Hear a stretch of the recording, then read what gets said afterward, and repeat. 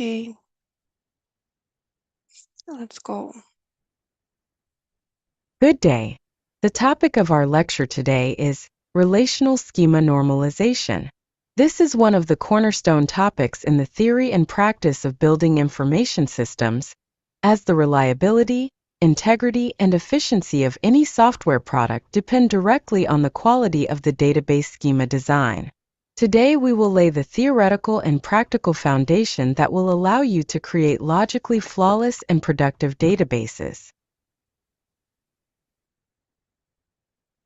So before diving into technical details, let's familiarize ourselves with the plan for our work today.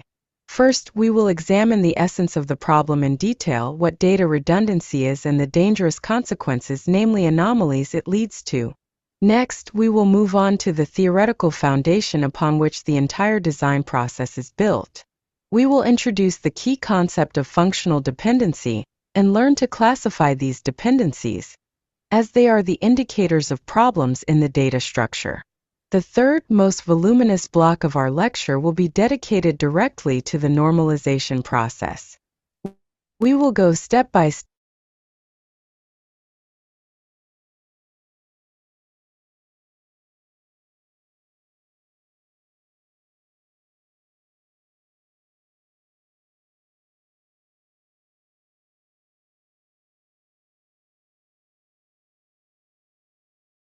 it is sometimes necessary to consciously deviate from strict normalization rules for the sake of performance optimization, and discuss in which cases such a compromise is justified. I hope this plan will allow us to master this important topic systematically and consistently. Alright, let's move to the essence of our first topic. When we design a database, especially in the early stages, there is a risk of creating a structure with a fundamental flaw called data redundancy. In simple terms, this is a situation where the same information is repeated or duplicated in different places. For example, in a dean's office information system, we might store data about students and courses, and a student's name would be repeated for every course they are enrolled in. It would seem that this is only a matter of inefficient memory usage. However, the main danger of redundancy lies in the fact that it is the root cause of serious logical errors during data insertion, modification, or deletion. We call these errors anomalies. They directly threaten the integrity and consistency of our database. Next, we will look at each type of anomaly separately to see exactly what harm such a seemingly innocent thing as data duplication can cause.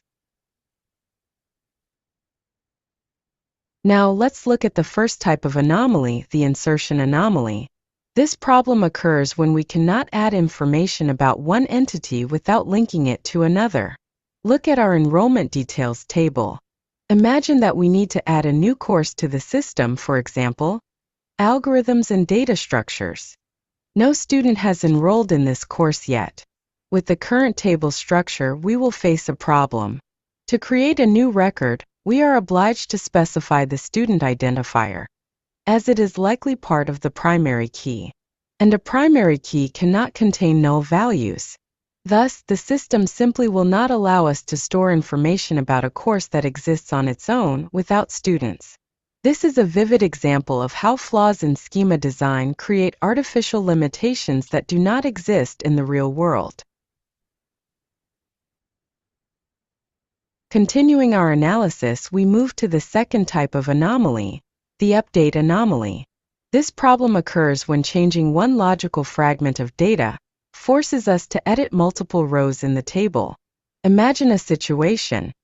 Instructor Ivanov II changed his surname. To correctly reflect this change in our database, we must find and update absolutely all records where he is mentioned. In our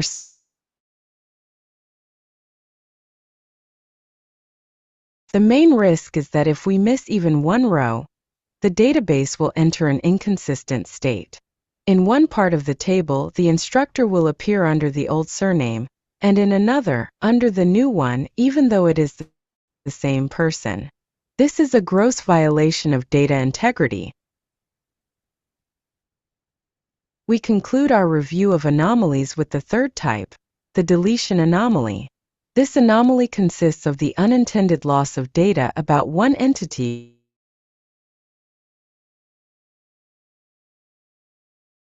V has completed the discrete math course, and we need to delete this record from the table. In our current structure, this is the only record where this course is mentioned.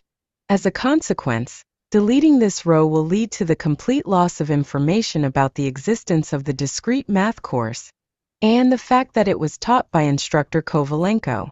Thus, by performing one logical operation, deleting a student's performance record, we inadvertently lose completely unrelated facts. This is another vivid example of how data redundancy violates the logical integrity of an information system. We have just looked at 3 different types of anomalies that can occur when working with a suboptimally designed table. It is important to understand that insertion, update, and deletion anomalies are not 3 separate, independent problems. They are all symptoms of one fundamental disease of the data schema, redundancy. The presence of such anomalies makes the database unreliable, as it becomes prone to losing logical integrity and data consistency. To combat this problem, there is a systematic approach called normalization. It is not a set of empirical rules, but a formal procedure that allows us step by step to transform a problematic schema into a logically correct and robust structure. But before starting the normalization process, we need to master the key analysis tool on which it is based. This tool is the concept of functional dependency. It is the analysis of these dependencies that will allow us to accurately diagnose problems in our tables. And precisely this will be the subject of the next part of our lecture. We have established that data redundancy leads to serious anomalies. Now let's look at the tool that allows us to formally analyze the data structure and identify these problems. This tool is called functional dependency. Let's give a definition. Attribute B is functionally dependent on attribute A if, knowing the value of A, we can unambiguously determine the value of B. We denote this as shown on the slide, where A is called the determinant and B is the dependent attribute. Let's return to our enrollment details table and analyze the dependencies within it. We can identify several obvious rules. For example, knowing the student identifier, student ID, we uniquely know their name, student name. Similarly, the course identifier, course ID, uniquely determines its name and the instructor's name. And the grade depends on the combination of student and course identifiers. It is the analysis of these dependencies and their subsequent classification, which we will talk about on the next slide, that is the key to a correct and systematic normalization process. After we have identified functional dependencies, we need to classify them relative to the candidate key. For our enrollment details table, such a key is the composite key, student ID, course ID. The first and, in essence, the only correct type of dependency is full functional dependency. It occurs when a non-key attribute depends on the entire composite key, and not on a part of it. A classic example in our table is the dependency of the grade on the key, student ID, course ID, grade. To unambiguously determine the grade, we need to know both who received it and for which course. Separate information about the student or about the course is not enough for this. Such dependencies are desirable, and they remain in the table after normalization. Now let's consider the first type of problematic dependencies, partial dependency. This situation arises when a non-key attribute depends not on the entire composite key, but only on a part of it. Let's look at our examples. The attribute student name depends only on student ID, which is only part of the full key, student ID, course ID. Similarly, course name depends only on course ID, and this is where the root of the redundancy problem lies. Because the student's name is linked only to their identifier, we are forced to duplicate this name in every row where this student is mentioned. This leads to all those anomalies we discussed earlier. The task of the normalization process, specifically transitioning to the second normal form, is precisely to identify and eliminate such partial dependencies. The third type of dependency we need to be able to identify is transitive dependency. This is, in essence, an indirect dependency. It occurs when one non-key attribute depends on another non-key attribute, which in turn depends on the primary key. Let's consider an example that becomes obvious after we bring our database to the second normal form and get a separate courses table.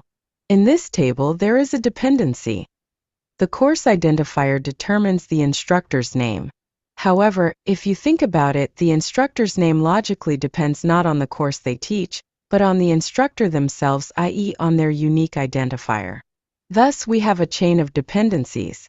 The key course ID determines the non-key attribute instructor ID, which is not yet in the table, but is implied, and instructor ID already determines another non-key attribute, instructor name.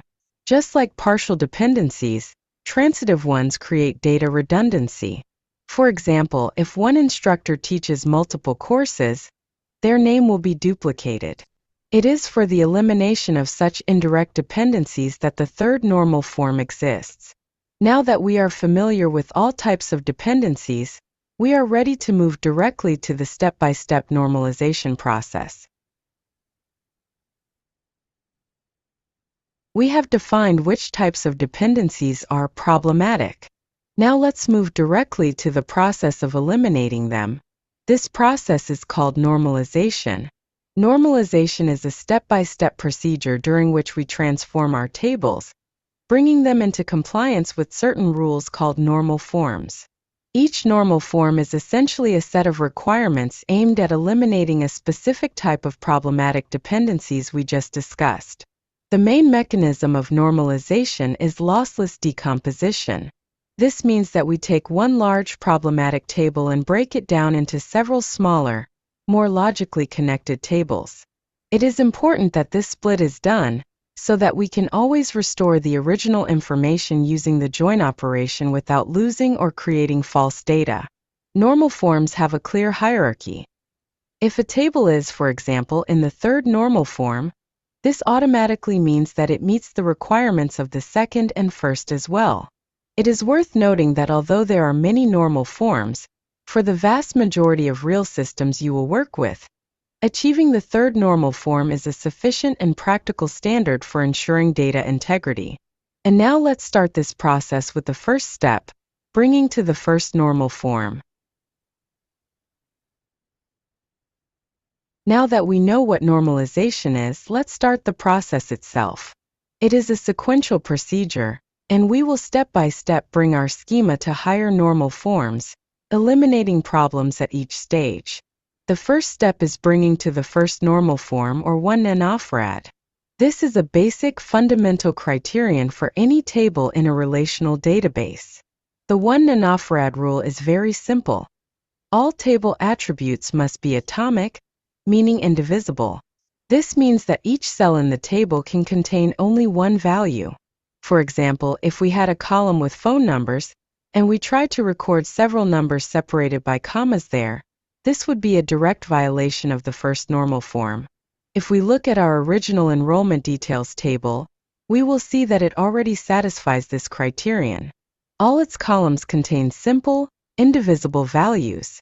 Therefore, we can state that our table is already in 1n-ofrad, and we are ready to move to the next stage, the second normal form, where the direct fight against redundancy begins. We have verified that our table is in the first normal form. Now we move to the next key stage, bringing to the second normal form, or 2 nanofarads. It is this stage that is aimed at combating partial functional dependencies, which, as we found out, are the direct cause of redundancy. The 2 nanofarads rule sounds like this. A relation is in the second normal form if firstly it is already in 1n-ofrad, and secondly each of its non-key attributes depends fully, and not partially, on the primary key. As we remember, in our original enrollment details table, the primary key is the composite key student ID, course ID. At the same time, there are attributes such as student name or course name that depend only on part of this key. This is a direct violation of the 2 nanofarads rule. To fix this, we must perform a decomposition procedure, that is, break our large table into several smaller, logically consistent tables. We will consider exactly what this looks like on the next slide. So we have determined that our table violates the rule of the second normal form due to the presence of partial dependencies. Now let's see how to fix this in practice. The process consists of decomposing the original table. We take groups of attributes united by one part of the key and move them into separate tables. First, we create a new students table, where we move student ID and student name. Student ID becomes the primary key of this table. Second, we create a courses table to store information dependent on course ID. Here we move course ID, course name, and instructor name. What remains in the original table? It retains only the composite key student ID, course ID, and the attribute that depends on the entire key fully grade. It is now logical to name this table enrollments, and student ID and course ID in it will be foreign keys referring to the new students and courses tables. As a result of this decomposition, we have completely eliminated partial dependencies. Now we can, for example, add a new student without enrolling them in a course, or change a student's name in only one place. Our schema has become significantly more logical and reliable. After bringing the schema to the second normal form, we eliminated a significant part of the problems. However, redundancy may still exist. The next step is bringing to the third normal form, or 3 nanofarads, which is aimed at eliminating transitive dependencies. The 3 nanofarads rule is as follows. A relation is in the third normal form if it is already in 2 nanofarads and it lacks transitive dependencies, that is, situations where one non-key attribute depends on the key via another non-key attribute. Let's analyze the tables we obtained at the previous stage. The students and enrollments tables already meet the 3 nanofarads requirements, as they have no dependencies between non-key attributes. But the courses table contains a problem. It has the dependency course ID instructor name, but logically the instructor's name depends not on the course, but on the instructor themselves, i.e., on their unique identifier. This is a classic example of a transitive dependency that we need to eliminate. To do this, we will perform another decomposition, this time for the courses table. We will look at exactly how this will appear on the next slide. So, we established that our courses table violates the rule of the third normal form. Let's fix this. The method remains the same, decomposition. We move the transitive dependency into a separate relation. First, we create a new instructors table. It will contain the unique instructor identifier instructor ID as the primary key and their name instructor name. Second, we modify our courses table. We remove the instructor name column, which created the problem, and instead add a foreign key instructor ID that refers to the newly created instructors table. As a result, we get a final schema consisting of 4 tables: students, instructors, courses, and enrollments. This schema fully complies with the requirements of the third normal form. It is logically correct and robust, as we have sequentially eliminated all insertion, update, and deletion anomalies.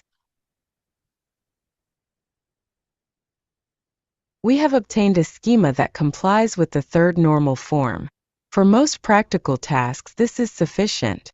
However, stricter criteria exist. The next step is the Boyce-Codd normal form, or BCNF. BCNF is a strengthened version of 3 nanofarads, and any table in BCNF is automatically in 3 nanofarads. The BCNF rule is very strict. Every determinant in any functional dependency must be a candidate key. Problems with BCNF compliance arise quite rarely, usually in complex scenarios where a table has multiple composite candidate keys that share common attributes. In the classic example, the dependency tutor name, Subject violates BCNF because tutor name is not a full candidate key. The solution, as before, lies in decomposition. The problematic dependency is moved to a separate table. Thus, we achieve compliance with the stricter rule.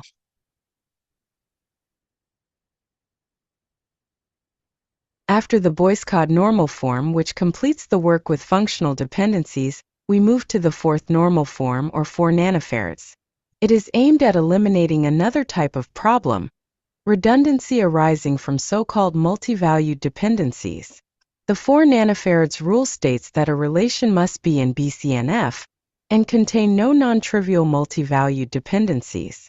Such a dependency arises when one value, for example a course identifier, determines a whole set of values for another attribute, for example a list of instructors, and simultaneously independently determines another set of values, for example a list of recommended books. If we try to store such information in one table, we will get redundant combinatorial records to show all possible instructor book pairs for one course, even if they are not related to each other. The solution, as before, lies in decomposition. We break such a table into 2, each storing one independent multi-valued fact. One table for linking courses with instructors, another for linking courses with books. Continuing our review, we move to the 5th normal form, or 5 nanofarads. This normal form considers a very specific and rare type of anomaly associated with so-called join dependencies. The 5 nanofarads rule says that a relation cannot be broken into smaller parts and then joined again without losing information. This means that the table is atomic from the point of view of the join operation. In practice, this type of anomaly is encountered extremely rarely. As a rule, if you have correctly designed your schema and brought it to the 3rd normal form, or Boyce-Codd normal form, it will almost certainly meet the requirements of the 5th normal form as well. Therefore, we consider this form more from a theoretical point of view to have a complete idea of the hierarchy.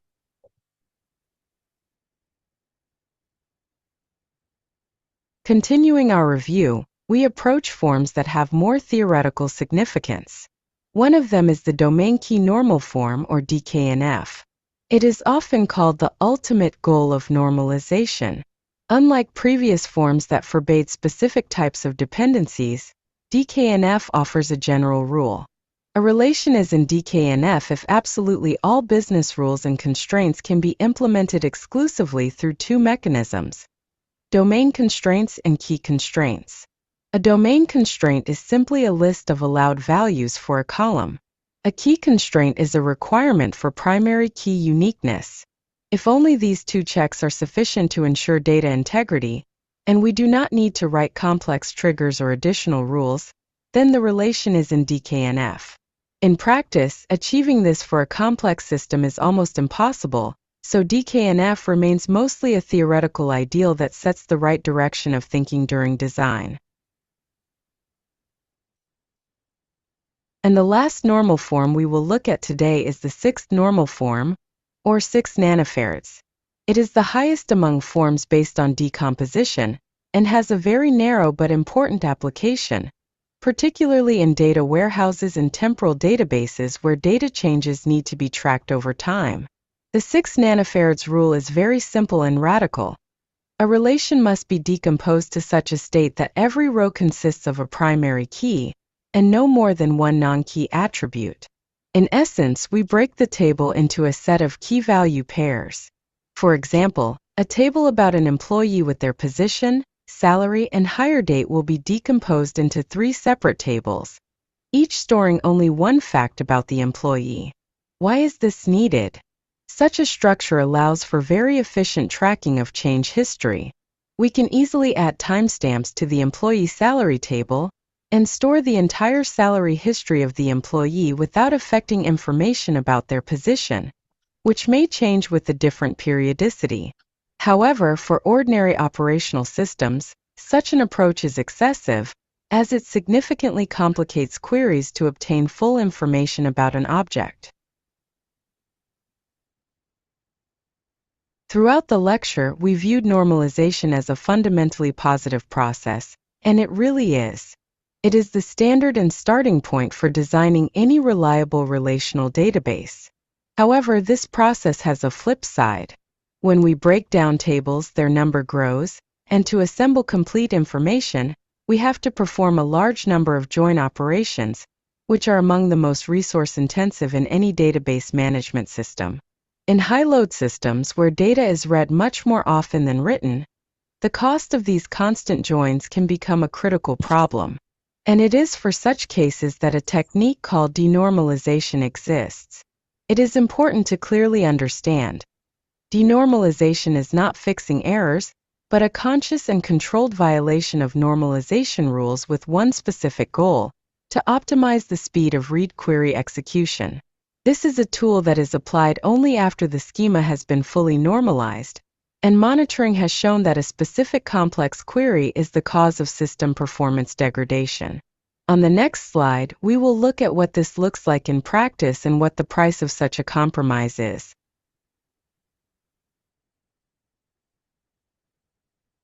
Let's look at a classic example where denormalization is justified. Imagine a database for a blog platform, correctly designed and brought to the third normal form.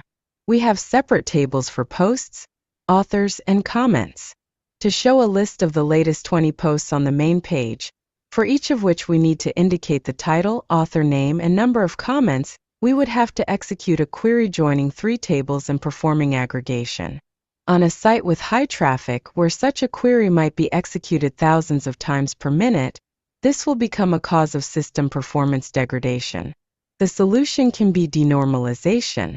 We consciously violate 3 nanofarads and add 2 redundant columns to the posts table: author name and comment count. The advantage of such an approach is obvious. Now, to obtain the needed information, it is sufficient to execute a simple and very fast select from one table, without any joins. Thus, we optimize the most frequent operation, reading data. However, as we already said, this is a compromise. And on the next slide, we will examine in detail the price we have to pay for such optimization. So, we accelerated data retrieval for the main page.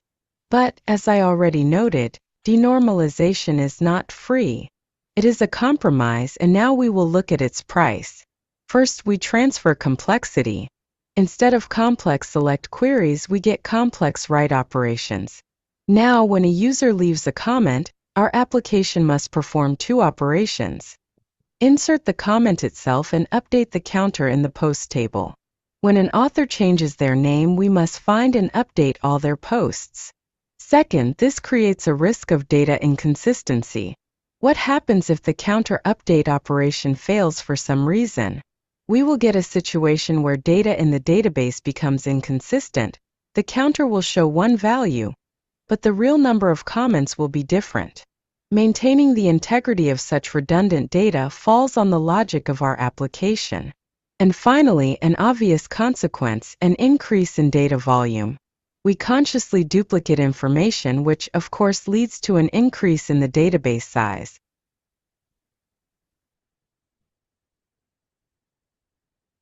We are concluding our review of the normalization topic. Let's summarize the key points of today's lecture.